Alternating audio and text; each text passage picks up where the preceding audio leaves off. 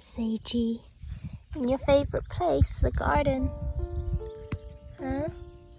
It's getting some shade under my body, but it's not really ideal me crouching over here for him. You ready for the garden tour? Yeah?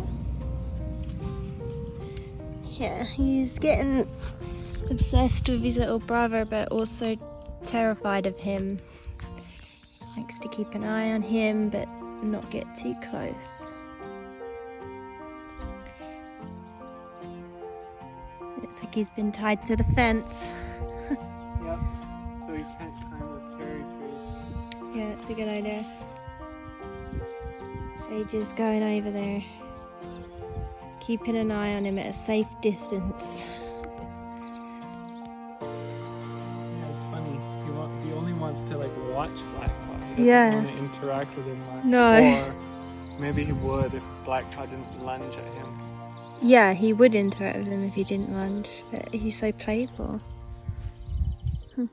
Hello and welcome to another garden tour. We are at, I think I would say, the beginning of summer, end of spring, and our garden is really starting to take form now. It was an absolute mess when we came back after being away for over 2 months. It was overgrown, weeds everywhere, beds disappeared, but the tarp we laid down really helped us out. And all these beds behind me, they were tarped over, which really helped us not have to fight the weeds in order to get stuff planted. So I'm going to go over everything and how things are looking right now, but first I've got my secateurs and are ready to get some zucchinis. We've been getting an abundance of zucchinis. It's the first year we've ever grown them. I don't know why. We should have been doing it every year. They just grow abundantly.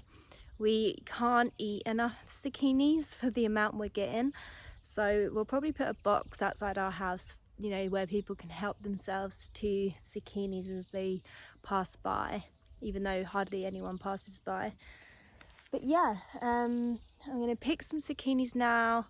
So far what we're getting food wise from the garden is raspberries, zucchinis and beetroots. Pretty sure, oh, and some green onions and plus herbs. So all the herbs are thriving, and that's sage, rosemary, oregano, coriander, parsley, dill. I think that's all the herbs that I can think of right now that we have. And also have some witchy herbs and tea herbs or medicinal herbs that are growing great as well. The lemon verbena has come back 3rd year in a row, come back strong. 2nd year in the row we have the lemon balm came back. It must have seeded itself last year, and also so did the mugwort, seeded itself from last year, and we have a huge abundance of mugwort, which is great, as well as lavender, which stays throughout the year. Yeah, so I'm going to get some zucchinis and then we will get on with the tour. Right, so here in the zucchini patch, I think the last time we harvested was either yesterday or the day before. Here we have a big boy.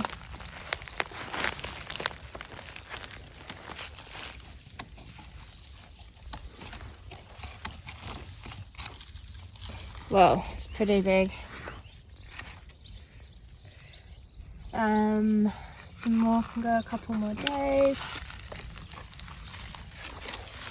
That's sort of a average size one, but should we leave it a couple more days? Yeah, maybe. Some big boys in these. This one's huge. Probably too big, but we will still use it. Whoa. The size of that? That's like a large one in a store. Whoa, it's crazy how big they get. Okay, so here we are. This is our archway entryway to our garden, which was recently redone by my partner Trey. And basically he wove together these wisteria vines to create the arch. And then we have some beautiful jasmine growing around the edge of that. So it's just a great vibe as soon as you get into the garden. As we come through, on my left we have what we call our zone 1 bed, which is ideally to have herbs and stuff that you can grab for the kitchen. But we have, as you can see, we've begun to take out the weeds, but up to this point. And if you see, these weeds are like some taller than me, as back there, that's about my height. This is the level of overgrowth we came back to. So everything you're seeing, we've worked from this point pretty much, apart from the top section. Some even worse. Huh? Some even worse. Some even worse, like here. Look, that's like double That's my all height nettles. of nettles. So we've worked from that level mostly down to this, where we have to strip everything back, and we have a great solution which I will link below the channel who inspired us to do this, but to try and keep on top of the soil, on top of the weeds. So here is a work in progress. This is some mint that we planted a few years ago, still thriving. I think it's spearmint actually. This sage plant isn't doing so great, but I'm sure it will come back, as well as this thyme and this rosemary. And we also have some garlic in here from the winter crop. I think that one's a That looks like an onion. but there's a garlic there. But as you can see, they've taken some battering from the weeds. So along this fence line we have the jasmine mixing in with some vine weed, but also you will see the beautiful passion flowers. Sadly, these do not create passion fruits, but they're still beautiful, and also not the medicinal variety. So we didn't realize that until after, but they're still so beautiful to look at, so I think we'll leave them in. And this bindweed we do need to take off, that's died off. But yeah, we really adore those passion flowers. So coming back to the entryway, here we have this beautiful, I believe they're called like fairy roses, some cutesy name like that. Teeny tiny little roses, and I'm not joking, it has probably gone 10 times in size to when we originally bought it, so it's really thriving. Those were little roses, weren't they? Yeah, they are little. No, like from Little, the store. No, it wasn't from Little, actually, it's from the expensive garden centre. But I don't think they have much smell. No, not bad. Not as strong as a real full-size rose, but just so stunning, and I'm hoping it fills out a bit more on this side. But really impressed with that. It's got a nice big weed sticking out the middle of it that I'll pull out. But as you can see on the ground here, we have basically the mulch that you saw in my most recent blog of us collecting it from like a local church that is within the woods. So if you turn around, here we have it on our rose patch, but I didn't do it thick enough here, as my lover told me I should have done a thicker layer to help with the weeds. But either way, it's easier to pick them out of. And I don't know if I'll see any mycelium, but the idea is, here we go, is that we're bringing in some amazing mycelium into our garden, which just really helps the soil. So we have a clay heavy soil. So we're trying to get rid of the stone edging on our paths, as the grass, you can see, grows over them, and then it becomes an issue with the tractor. Underneath this mulching, we've put down cardboard. So that it tries to suppress the weeds a bit more and give our medicinal plants and flowers and herbs more of a chance to grow. The roses are in a bit of a lull at the moment. We had some blooms a few weeks ago and we have the ends of some blooms now. But these seem to continuously come back and forth throughout the season. They'll all come in, they'll die off, and then a few weeks later they'll come in again, but they smell great. And as you can see now, this is what I call our rose walkway. So it's a beautiful grass path. You go under this stunning, huge old olive tree. And then you have the roses on your left here. Obviously, way more roses to come in the future, hopefully. Along here we planted some beans that can grow up the fence line.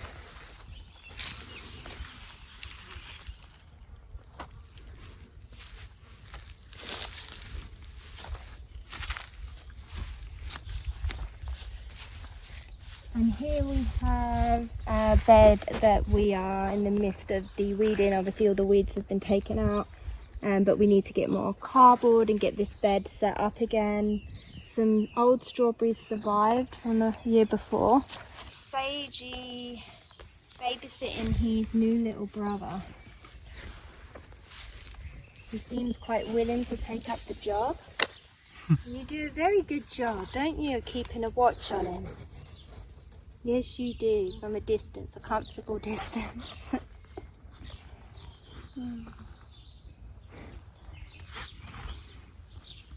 But right above Sage we have 2 cherry trees. And we already saw some fruits from these. They're gone already. To be honest, we didn't really make the most of them. They came and they went very quickly. So we'll have to remember that next year. And look who it is.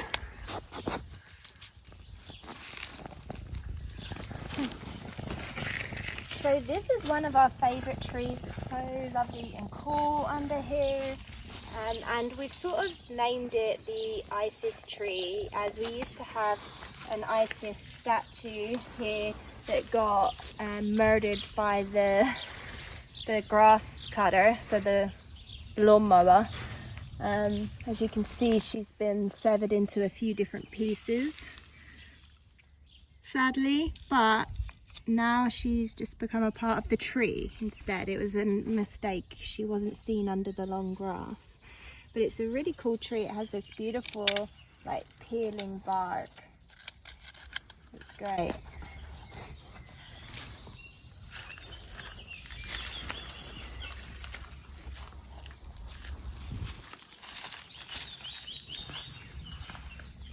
In this giant heap of nettles is actually a huge ancient rose bush, which is the original dog rose. But sadly, we've already had its flowers and it'll be producing rose hips soon. And it's just completely covered in nettles, so that's a future project we really do need to get on top of. Back there, those trees are damson plum trees, and last year I made some beautiful damson jam and fruit leathers, and they're really delicious. So I'm so grateful for that tree, because I only discovered it last year, even though it's been here since we moved. This tree isn't a fruit tree, but it's a great shade tree, and it provides partial shade for these beds. Here, my lover did a salad bed, sort of run out of soil though, so it's not looking great right now, but it's growing loads of salad leaves, spinach and things.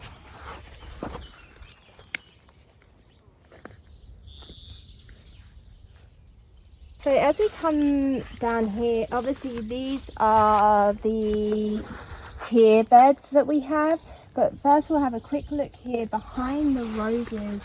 We have a bit of a witchy, medicinal, herby area.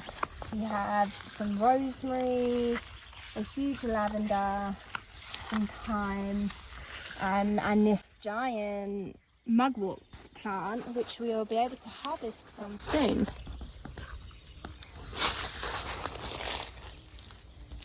Then down here we have some self-seeded lemon balm. And then here to my right there is this beautiful lemon verbena, which makes great tea. But lemon balm is really, really good, probably my favorite of the tea herbs. So here we have more lavender, more rosemary, more lavender, more rosemary, with big rosemary and lavender bands. And then behind that lavender here we have even more lemon balm, which I'm just over the moon about. Okay, so let's check out the tier beds. Oh, actually, maybe we'll show the bottom of the triangle. So we built this a couple of years ago. It's a triangle, a giant triangle bed full of 7 huge beds. And obviously we filled this up with our own compost from the horses. We do have a sneaky bit of chocolate mint coming in here, which we've left because we bought this plant about 3 years ago, and it's still here and it's delicious. All the other tiers, apart from the top tier, are completely filled with nettles and weeds. So that's going to be a job for us to get round to pull those weeds out and tarp it over. Along this edge here, we want to have a whole bush of rosemary, like a beautiful rosemary bush that will just get bigger and stronger over the years. And it will bring a lovely aroma to the garden and just bring in more of that Mediterranean vibe, as we're in a Mediterranean climate. This bottom bed is being tarped over because it was left untarped, so it was full of weeds, and we won't be using that until winter. Doesn't look aesthetically great, but it's doing us a great service. So here, as you can see, we've used the mulch from the woods, and I'm just in love with it. We both are, aren't we? Yeah. It just works so good for keeping that grass off of the beds. Here we have an onion patch. So we have a mother plant here that we're trying to separate. Like, there's a few that are big and could be separated from there. But the mother plant will continue to provide us with new shoots that then we can plant separately, like all these other ones here. And then here we have the beautiful zucchini patch, which is definitely thriving and very happy. And then right next to me is a giant dill. So along the pathway here we have herbs planted. So we have dill, we have chives, we have coriander, or as you Americans call it, cilantro. Here we have our celery patch, and we really love celery juice. So it's an expensive dietary need, so we wanted to grow our own, but we're kind of thinking we need to grow a ton more for the amount that we get through. We have our little blueberry bush, which is actually booming with blueberries for such a small bush. Actually a blueberry. You want the first bite? Or should I try it? Let's share it.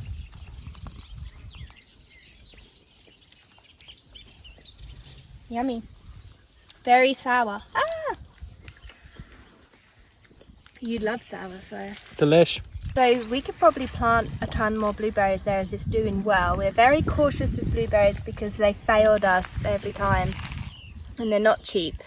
So, but it's doing well. I think under the tree shade it's thriving, otherwise it's too hot.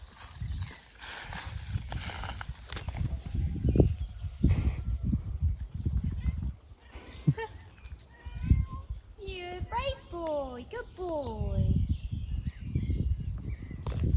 Black paws terrorizing sage. Oh wait, we have this parsley. Oh yeah, the parsley. Which never does well, but for the first time we've had like thriving parsley plant. So then through the chive and the cilantro, we have a mix of like bell peppers and chili peppers. Plus loads more onions, and even these are shallots that we planted from bulbs. So with the onions, we sort of disperse them where they're not going to get lost. Like ideally here, the plan is to not get loads of weeds. So then right at the end here, we have some aubergines, which I just don't feel like are thriving. They keep going to flower and then not fully fruiting. Like one of these was flowering the other day, right? Here. And it's just not gone to fruit. So I feel like the plants aren't quite strong and big enough. We will probably give them some nutrients and see if that helps. I'm up to the last tier. Well, actually, the second to last tier. And these are all tomatoes. But obviously we have our herbs, which is sage, basil, or basil. This isn't the real basil. We have loads of basil by the house in pots. And this oregano, which is doing great. Smells like pizza. But we have, I think, in total around 25 or 27 tomato plants, which we do need to get to trimming. Not many have really produced yet. Well, look here. There's a green tomato coming through. Looks like a plum. Oh, some nice plum ones coming through. Then we have some round, I think, salad ones. These look like down here. Some beautiful marigolds that's self-seeded. Great. So, yeah, it's pretty much the same at this end. Just more tomatoes. The variety is pretty much plum, salad, and cherry. They're getting so out of control. I know, I need to trim them back. I might do that today.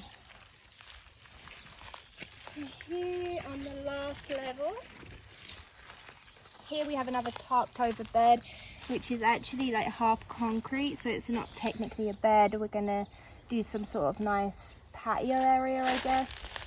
And then here we have melons. These are both cantaloupe melons, which are flowering all over. So I'm guessing by the amount of flowers that I'm going to get a lot of melons. Can't see, it's hard to see with these if a melon is growing.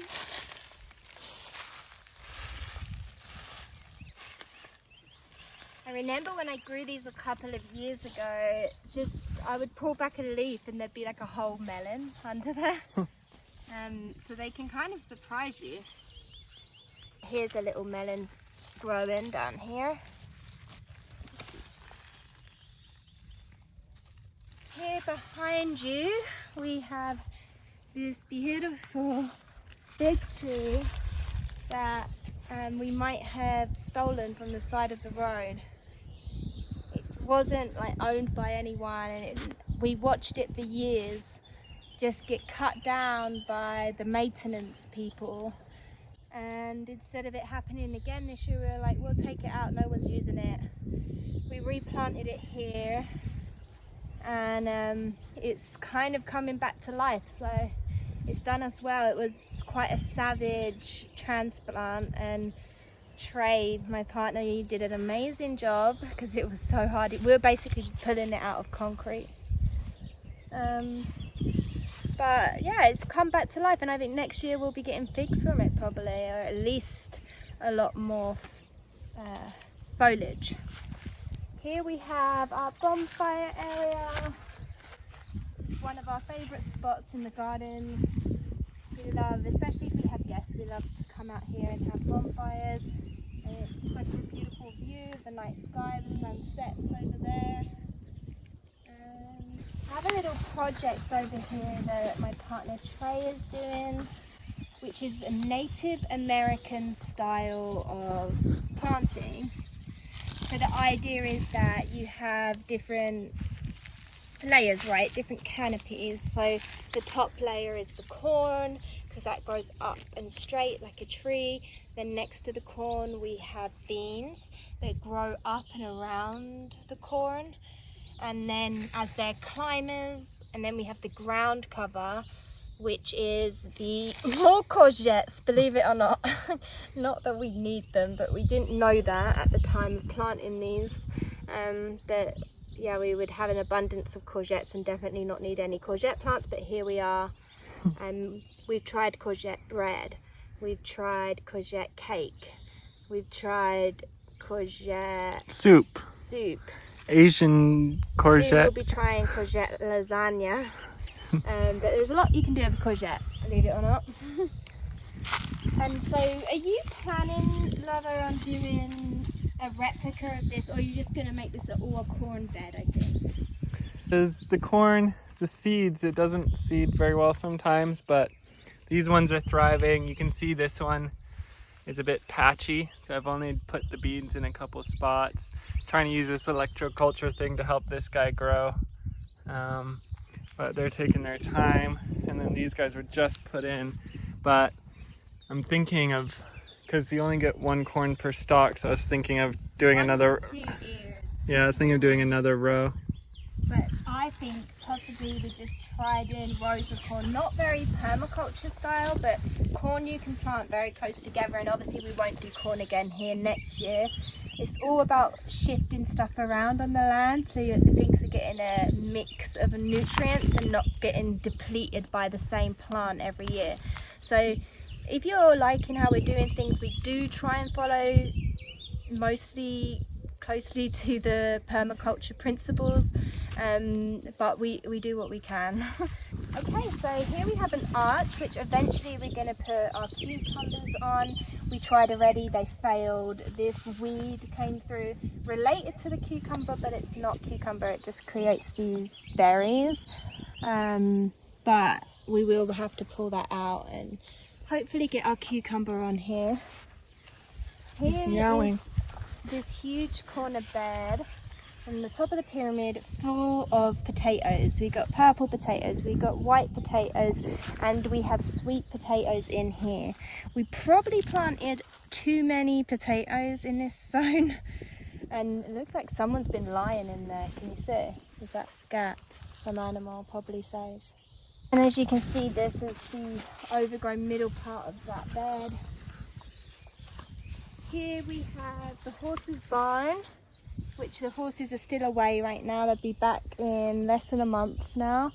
And the track follows around here. And then you don't really need me to show you all of this, but this whole row is our raspberry plants, as you saw in my most recent vlog. And as you can see, we're thriving with raspberries. We can't even keep on top of picking them. So we finally got ourselves our own greenhouse or green tent. It's so that we can grow our seedlings without them completely getting munched down by the slugs, and it's helped a lot, right? So we have some more delicate plants and seedlings we need to move in there. It's quite a new fixture. And you can see all here where the horse's eye is just filled with chamomile, which you also saw us doing chamomile picking on my recent vlog. We follow down here past the raspberries.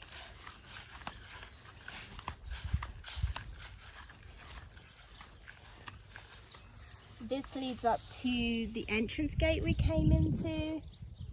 Then here we have a semi-permanent pond set up for our like a friend of my dad. He's keeping his fish there and he set that up. It doesn't look good, but we're just letting him do what he needs to do for now. And then in here is normally our archery area.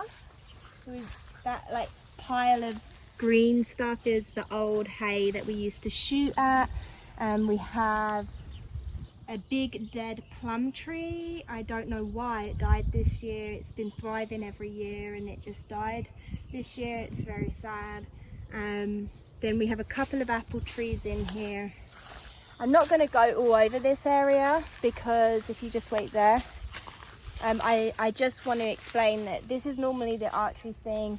We need to give it another cut of grass. It's surrounded by grapes all around the edge, grapevines, wisteria at the end. And I have 2 big hibiscus shrubs over there, which are great for hibiscus tea. And yeah, that's pretty much this area of the potager. We haven't done anything to it, so there's no point going over it. And the last part of the garden that you haven't seen yet is right up here.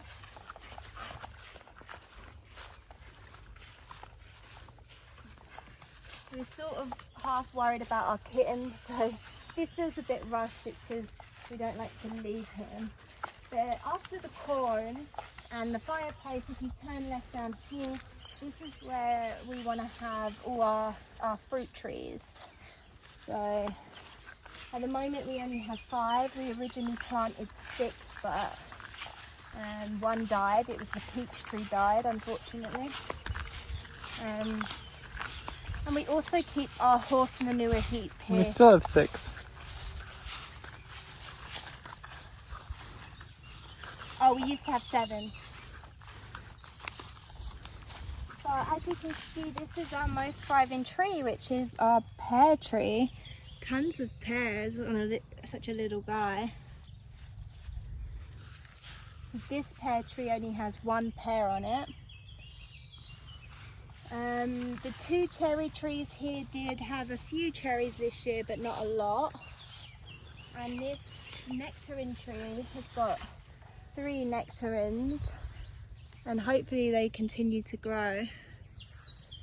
And then our little fig tree is slanting a bit and it's not doing the best, but it's got a little fig come in there. I think it might produce a couple of figs.